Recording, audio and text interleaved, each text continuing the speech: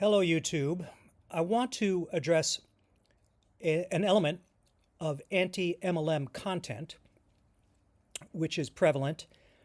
I don't want to say the majority because I'm not sure. However, it seems that, in my opinion, an inordinate amount of anti-MLM content addresses product claims that are made by the MLMs at large and by the representatives in their social media and YouTube content. I'm going to argue in this presentation that this is something that the anti-MLM movement might choose not to do. So why not? One reason, very simply, is that in response to our criticism of product claims, and by the way, it must be said, I'm guilty. I criticize product claims as well. But in response, Huns tend to double down, and criticism of their product, which they, in some sense, worship, only strengthens their resolve to stick with the MLM. That is, if our goal is to dissuade reps who are already in. I'm not even sure that this is going to dissuade people who are considering it, because it tends to generate a reaction. Another is that it can sound snarky. In fact, snark is almost an essential element of product criticism. But here's the most important reason. It's irrelevant. These products can be the absolute best, even the most cost-effective, economical products in the world. The problem is the way they're sold. Okay, so is there a way to criticize MLM without involving product claims? Yes, there is, there is a ton of content that can be created. For example, you can address the structure of multi-level marketing. You can address the psychology and the way that is used and abused. You can discuss the ethics and the regulatory issues that surround MLM. You can address financial concerns, which are substantial. And finally, you can create really compelling cultural and social criticism of multi-level marketing. So let's start with addressing the structure.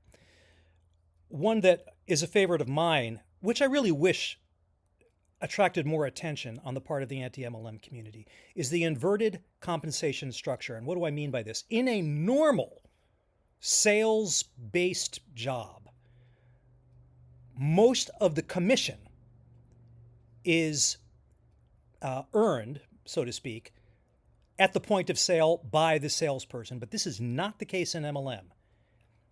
In multi-level marketing, a much higher percentage of every dollar spent at the point of sale goes to the top of the chain rather than the point of sale.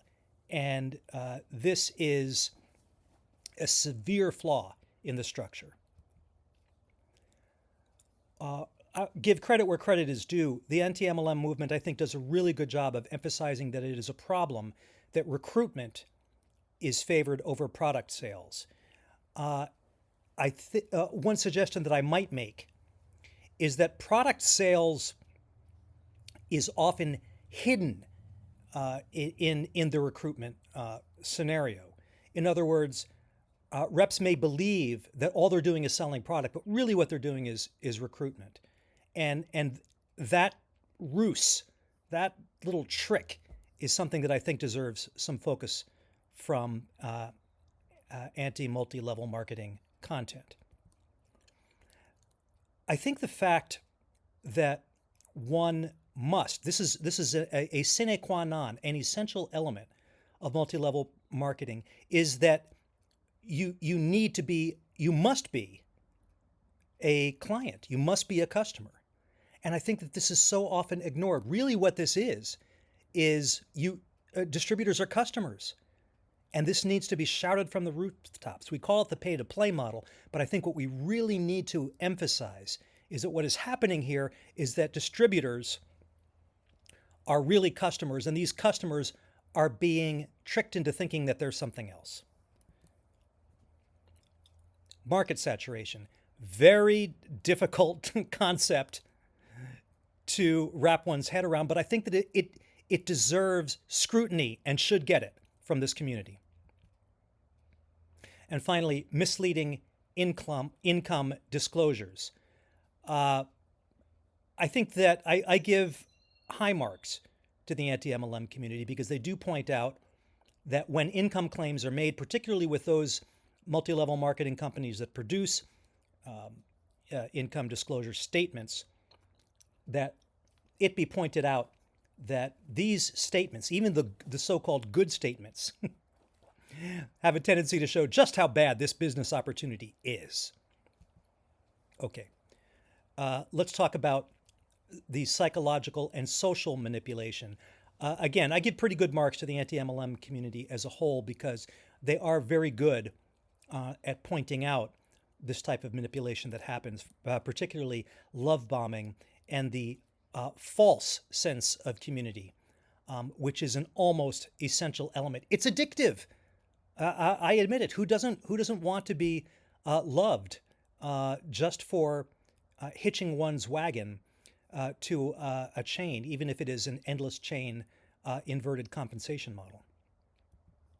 Toxic positivity, a really wonderful term, because positivity, in fact, can become toxic when it excludes legitimate doubts about the legitimacy and even the the credibility, the wisdom of getting involved in multi-level marketing. Victim blaming is a toxic cocktail all unto itself. It is almost an essential element of multi-level marketing that if one spends more than they make, it's their own fault. And this is a nonsense proposition. And the reason that it's a nonsense proposition needs to be explained clearly and credibly by the anti-MLM community. And finally, there is isolation from critics.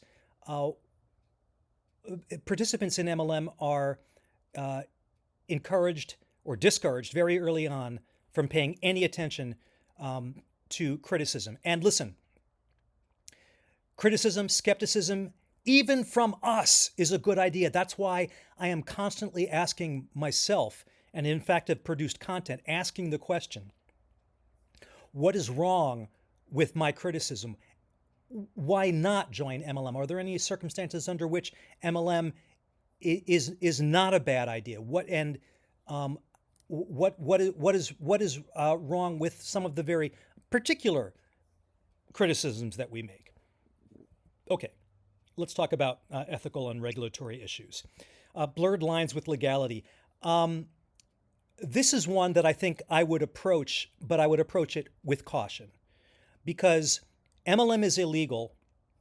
It's a thought-stopping statement, but it's so nuanced that a good argument could be made that yes, in fact, MLM or pyramid schemes, I should say, are legal in the United States in a very real sense.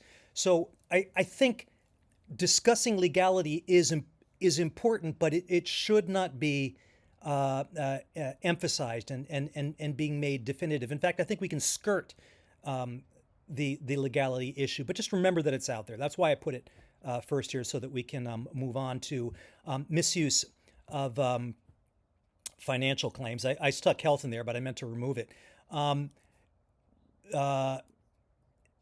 In this case, this is very closely allied with the income disclosure statement sleight of hand that is done. Lack of accountability is a big one. In other words, claims made by representatives, as I've demonstrated amply in the case of iGenius, and others have done so in the case of other multi-level marketing companies, can be avoided by shifting the blame for claims about both the products but also the income opportunity by the representatives themselves, when it's absolutely serves the purpose of the greater organization that the reps do this. And that needs to be emphasized. Okay, let's talk about the financial concerns. I wish that hidden costs were discussed more. And what I mean by hidden costs are the costs that are expended by the representatives in the service of participation in the MLM, which at the end of the day exceed what they make in commissions, which could be talked about as in terms of low or in very real sense negative return on investment. And I wish that this was emphasized more. Okay. Finally, there is some cultural and social criticism on the part of the anti-MLM community. And I applaud those creators for doing, and I wish there would be some more of it. For example, vulnerable populations are targeted. Why? Because vulnerable populations need money, or they need community, or they need to feel valued, and dangling an opportunity or a community in front of people who are vulnerable, if you are so inclined to think in these terms, is sinful. It's a sin in some worldviews.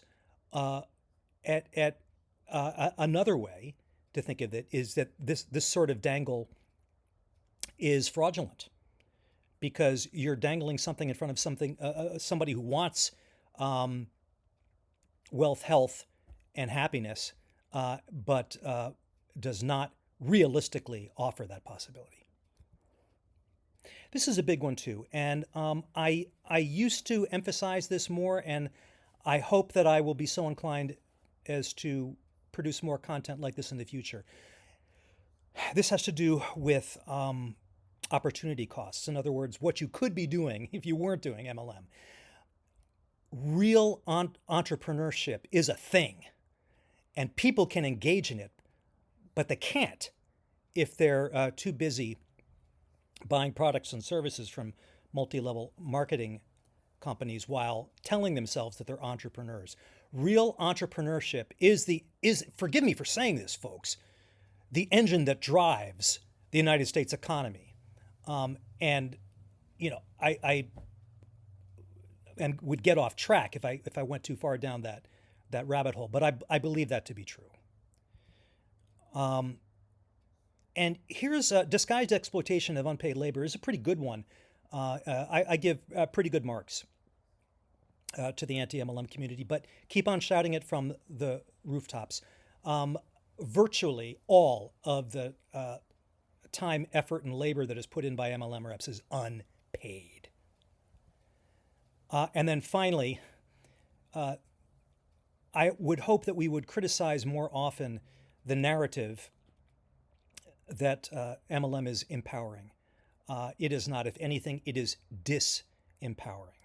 Folks, your skills, your knowledge, and your experience are way too valuable to waste in an MLM. That's all I've got. I'll see you in the next one.